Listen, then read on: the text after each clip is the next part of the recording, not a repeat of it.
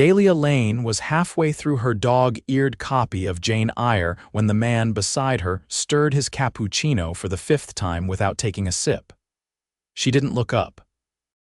The corner cafe on West Grove was her escape, a quiet spot in the city's chaos where the coffee was strong and nobody asked questions. She liked it that way. She wasn't there to socialize.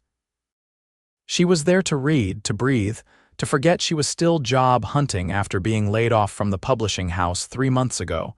She flipped a page. The man next to her shifted again.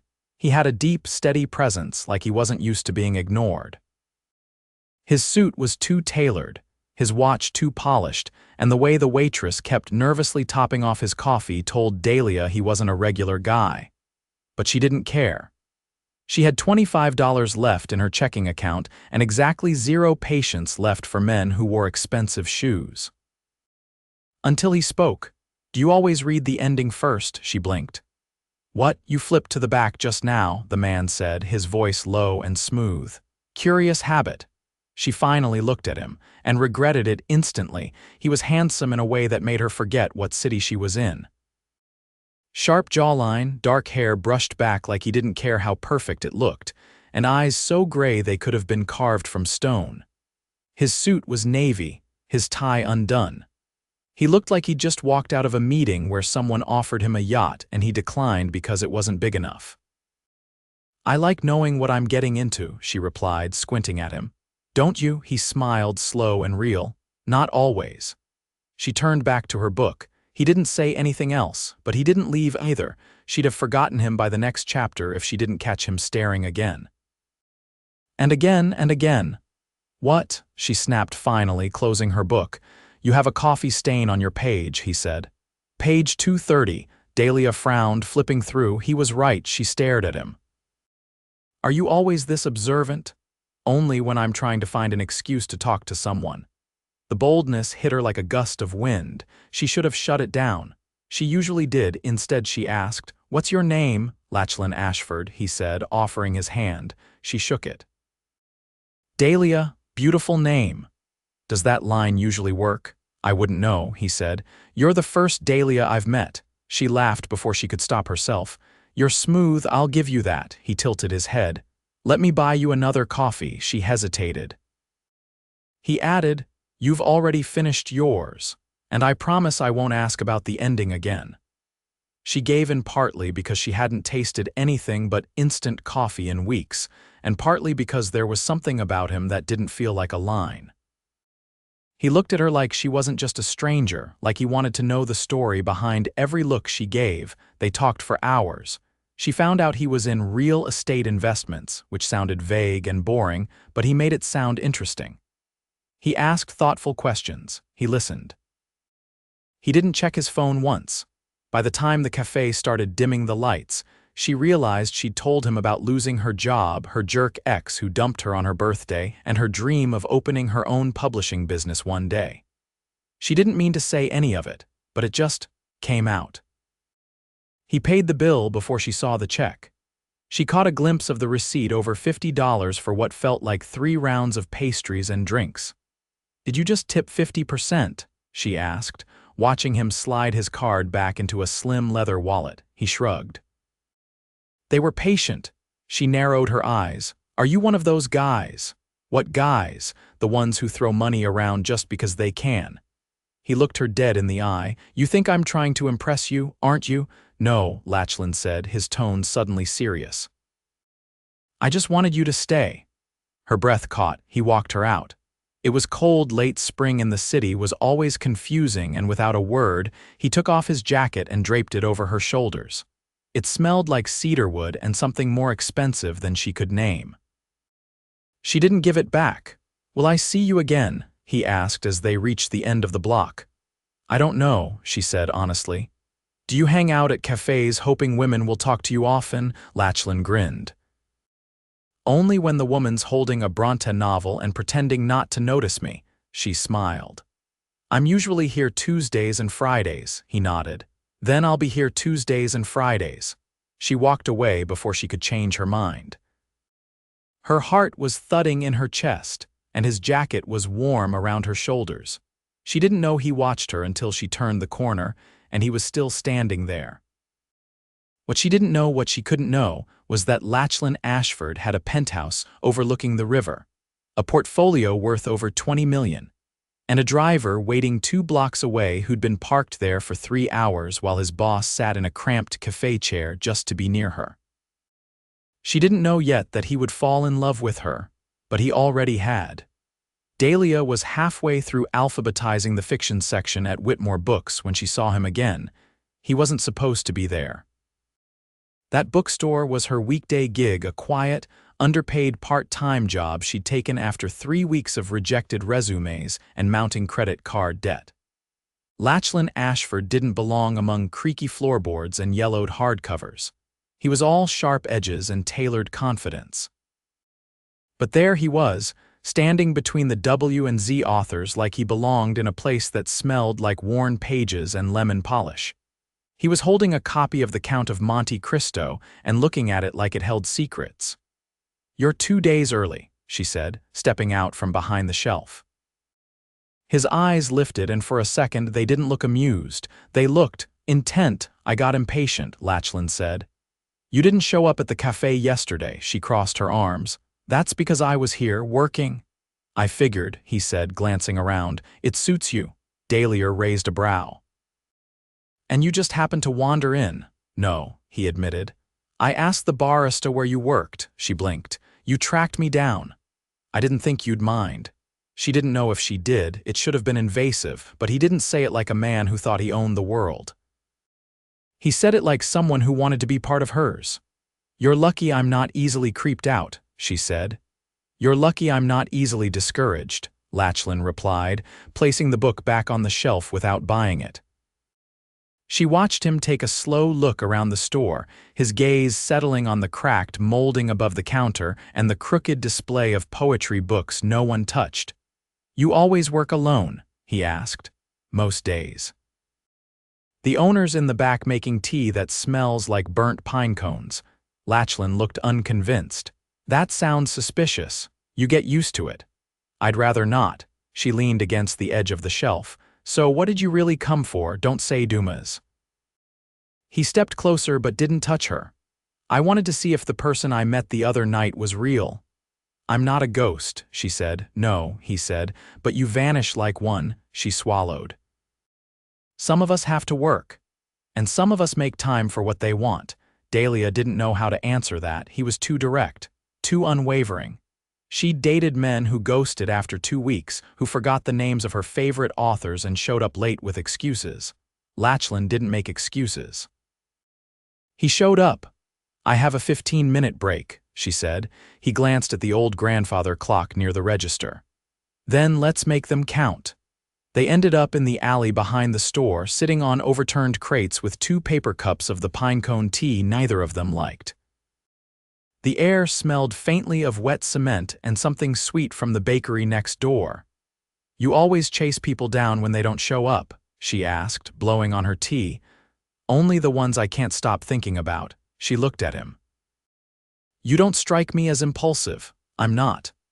"Then why me?" He didn't answer right away. When he did, it was quiet. "You didn't ask me what I do. You didn't ask me what kind of car I drive. You didn't even ask why I was in that cafe. You told me you were in real estate. And you didn't ask what kind." Dahlia tilted her head. "Was I supposed to? Most people do." "I'm not most people, I know." The silence between them was thick with something neither of them wanted to name. Dahlia felt it settle in her chest, warm and heavy. "You're not going to tell me more, are you?" she asked, her voice softer. Lachlan looked at her like he was weighing something. Then he said, "Not yet." She didn't press. She wasn't sure she wanted to know. The mystery felt safer than the truth. Truth had a way of changing things. "You're kind of strange," she said finally. "That's the second time you've insulted me," she smiled.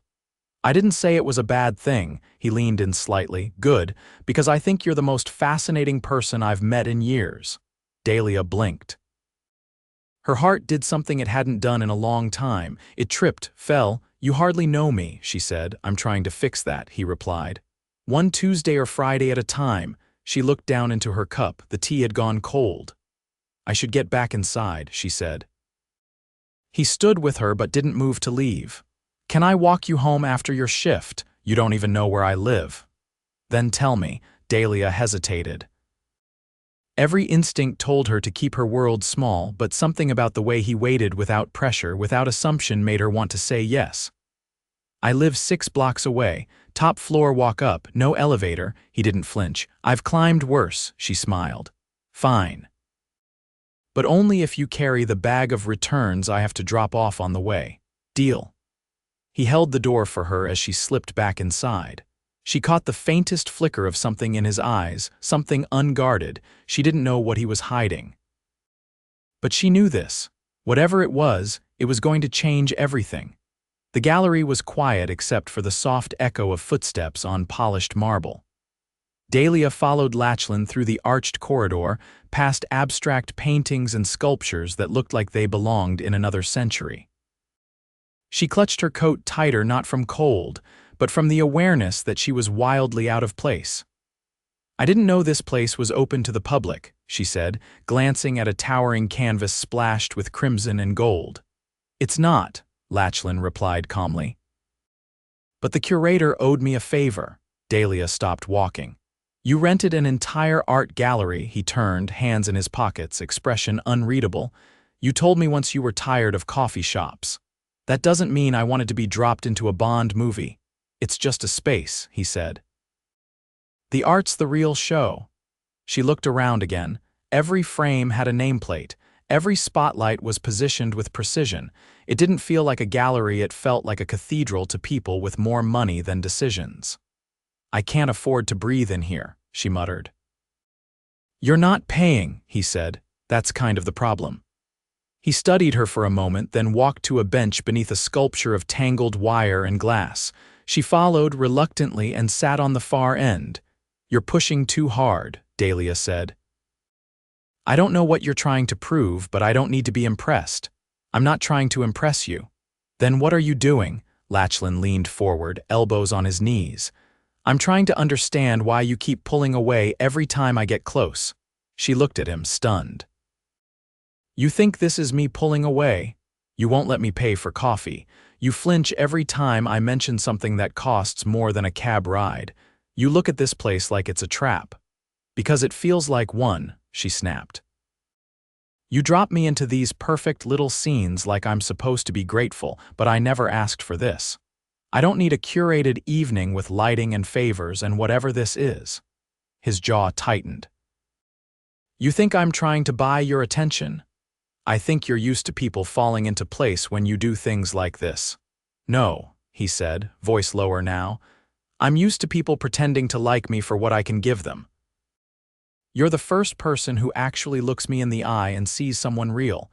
She stared at him, heart pounding. "Then why hide everything?" Lachlan didn't answer immediately. He stood, walked to the window, and pressed a hand to the glass. The city glittered beyond, distant and cold. "I didn't grow up with any of this," he said. "It came fast, too fast. One deal turned into 10, then 20. Suddenly I was somebody and people stopped talking to me like I was human. They talked like they were angling." Dahlia rose slowly. "So you hide it, wouldn't you?" She walked to his side. "I don't care about the money." "I know," he said. "That's why I didn't want to tell you." "Then why bring me here?" "Because I wanted to show you what my world looks like when no one's trying to sell something." She looked at the gallery again, the stillness, the way everything shimmered just enough to seem out of reach. "Is this what it's like?" she asked.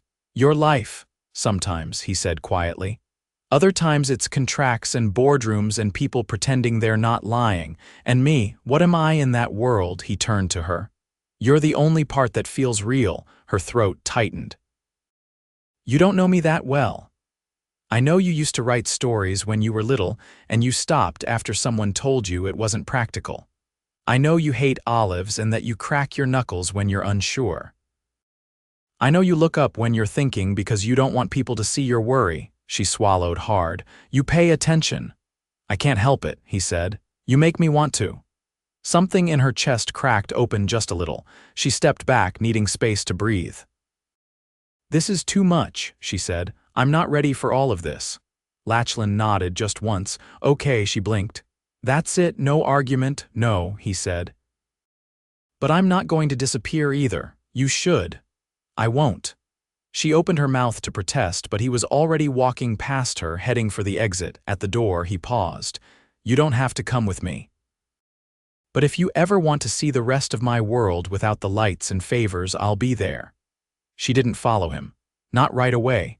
She stood in the center of the gallery, surrounded by beauty she didn't understand and a silence that suddenly felt too loud. It wasn't about the money. It was about the way he looked at her, like she was something he wanted to protect without making her small, and that terrified her more than anything. The letter arrived 2 days later. It didn't come with flowers or ribbons. Just a thick envelope slipped beneath her apartment door sometime between sunrise and her third cup of weak coffee. Dahlia stared at it for a long minute before opening it, hands shaking without knowing why. Inside was a single sheet of cream cardstock. It read, "If you still want the truth, be at the corner of Delancey and Mercer by 6. No pressure, no expectations, just honesty." She read it twice, then pressed it to her chest. By 5:30, she was pacing in front of her closet. The wind outside rattled the windows, and her nerves matched it beat for beat. She didn't know why she was going. She only knew that not going felt impossible. She arrived at the corner just before 6, wrapped in her oldest coat, boots scuffed from years of city sidewalks. The street was quieter than usual, the air thick with a coming storm. A sleek black town car sat parked at the curb, engine humming low. The driver stepped out before she could approach. "Miss Lane," he asked. She nodded. "Mr. Ashford asked me to bring you." "And where exactly are we going?" He opened the door. "He'll explain when you arrive." She hesitated only a second before climbing in. The ride took 10 minutes. They passed through a gated entrance she'd never noticed before, lined with tall hedges and iron lanterns. At the end of the drive stood a townhouse carved from pale stone, elegant without being ostentatious. The kind of place that whispered wealth instead of shouting it. The front door opened before she reached it. Lachlan stood in the doorway, wearing a dark sweater over pressed slacks, sleeves pushed up to his elbows. His expression was careful, but his eyes searched hers like he was still waiting for her to change her mind. "You came," he said. "I didn't say I wouldn't." He stepped aside. "Come in." The entryway opened into a wide foyer with vaulted ceilings and soft lighting. Not a single surface was cluttered, no grand artwork or showpieces, just warm tones, clean lines, and a faint scent of something citrus and unfamiliar. "This is your place?" she asked, stepping inside slowly. "One of them," he said, "but this is where I actually live." She turned to face him. "What is this, Lachlan?" He nodded toward a doorway on the left.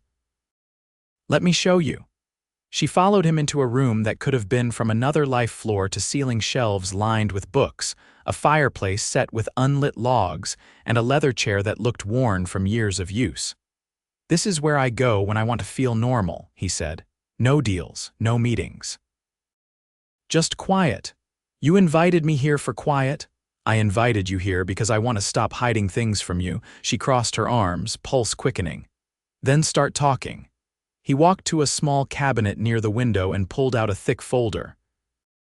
When he handed it to her, she recognized the logo embossed on the front: Ashford Development International. "You're not just in real estate," she said, flipping it open.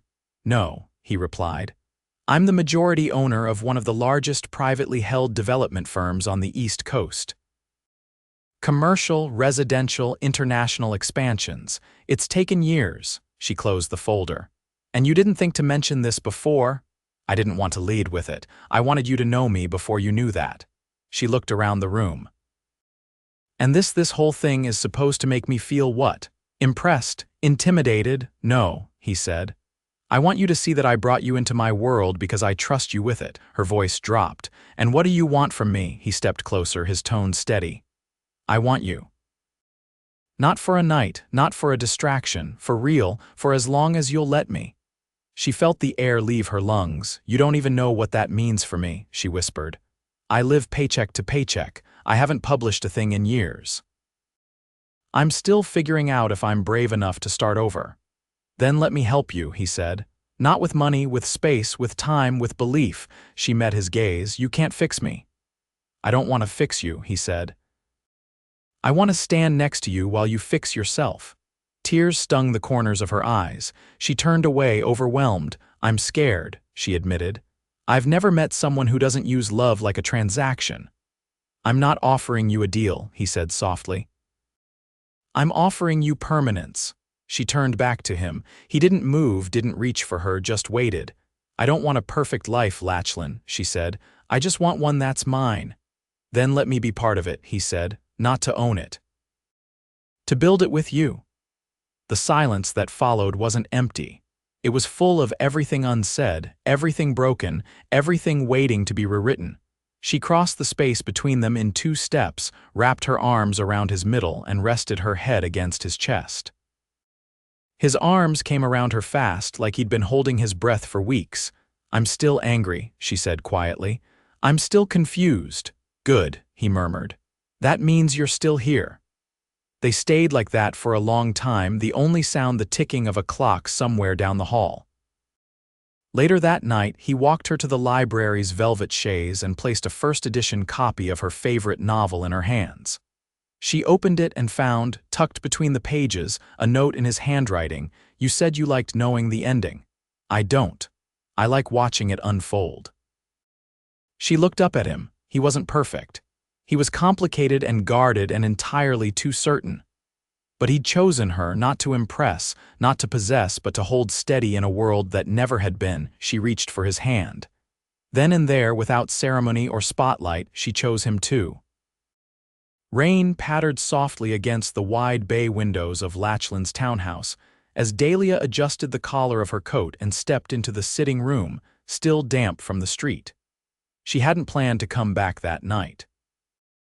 She'd told herself she needed space to process everything, but space had only made her wonder how silence could feel so loud when someone else was missing from it. Lachlan looked up from his place by the fireplace, where a small fire cracked in the hearth, casting golden light across the room. He was barefoot, sleeves rolled casually at his wrists, eyes shadowed with something unreadable. I wasn't sure you'd come, he said, rising to his feet. I wasn't either, she answered, brushing damp curls from her cheeks. His eyes searched hers. Is this a goodbye? She shook her head. No. It's a beginning. Something in his posture eased, but he didn't move closer. Instead, he waited still, grounded, like he knew what she needed wasn't promises but presence. I was at the library today, she said. The old one on 5th. Lachlan tilted his head. I didn't know you still went. I haven't in years, but I went back, and I sat in that awful green chair near the window, and I realized I've been living my life like I'm waiting for it to start. He exhaled slowly. And now I want to stop waiting. Dahlia crossed the room to him, standing close enough to feel the warmth of the fire and the steadiness of his breath. I want to start the publishing business, she said plainly. Not someday, now. He didn't interrupt. I have a plan, she continued. I've been drafting it for weeks quietly. I know the kind of stories I want to bring into the world, and I know it's going to be messy. But I don't want to keep folding my dreams into corners anymore. Lachlan's voice was low. You want help. I want partnership, she corrected. Not a handout. Not you fixing it. I want to build something, and I want to do it standing next to someone who sees me, not someone who tries to carry me. He stepped forward at last. Then you'll have that, she nodded. And there's something else, he waited. I've been scared of what loving you would mean, she said.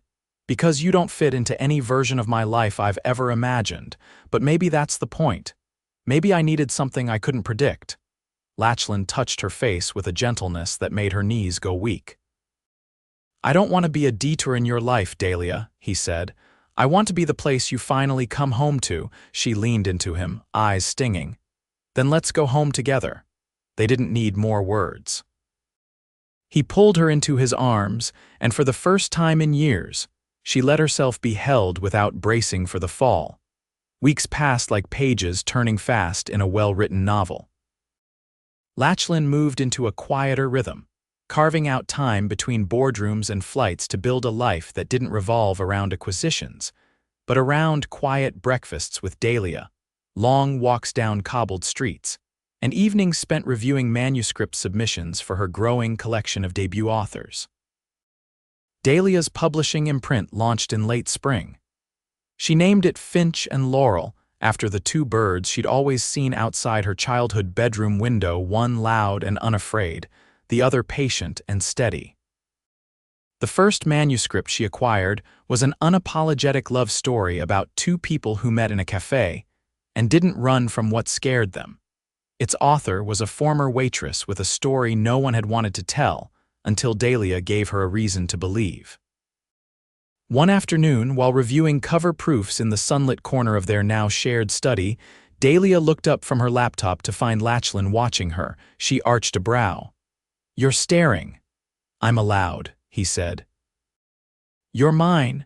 You say that like I'm a signed contract." "No," he said, crossing the room and gently lifting her onto his lap. "You're the only thing I've ever invested in with my whole heart." She kissed him then, soft and slow, her hands curling into the collar of his shirt. The fire crackled behind them, but neither noticed. The world outside could wait. Later that summer, they hosted a garden party in the backyard of the townhouse. There were strings of lights, trays of lemon tarts, and a jazz trio playing under the pergola. The guest list was small authors, friends from the city, and a few of Lachlan's siblings, who seemed genuinely stunned that their brother could look so entirely at peace. At sunset, Lachlan raised a glass with his arm around Dahlia and said, "I once thought love was about finding someone who fit into your world, but now I know it's about building a world that fits the two of you." She kissed his cheek. "That's not bad for a man who once stalked me through a bookstore," he laughed. "I'd do it again." "You already have me," she whispered. He turned to her, voice low. "Then marry me," she laughed, but he didn't. Her eyes widened. "Wait."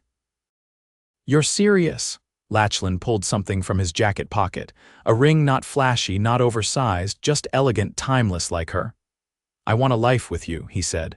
"Books, tea, rainy mornings, and everything in between. I want a family, a future. I want to wake up every day knowing I get to love you." Dahlia's hands trembled as she cupped his face. "Then yes, yes to all of it." Cheers erupted around them, but she barely heard it. The only sound that mattered was the beat of his heart beneath her palm as he kissed her like he'd waited his whole life for that moment. They didn't marry in a ballroom or on a rooftop. They married in the garden behind the townhouse, under the same lights that had flickered above their celebration. Her dress was simple. His vows were not. He promised her laughter, patience, and a love that wouldn't vanish when life got messy. She promised him honesty, fire, and 1,000 stories still unwritten, and when they danced under the stars, just the two of them, Dahlia leaned in and whispered, "I already know the ending." Lachlan smiled, pulling her closer. "So do I." They didn't need anything more. They had each other, and that was everything.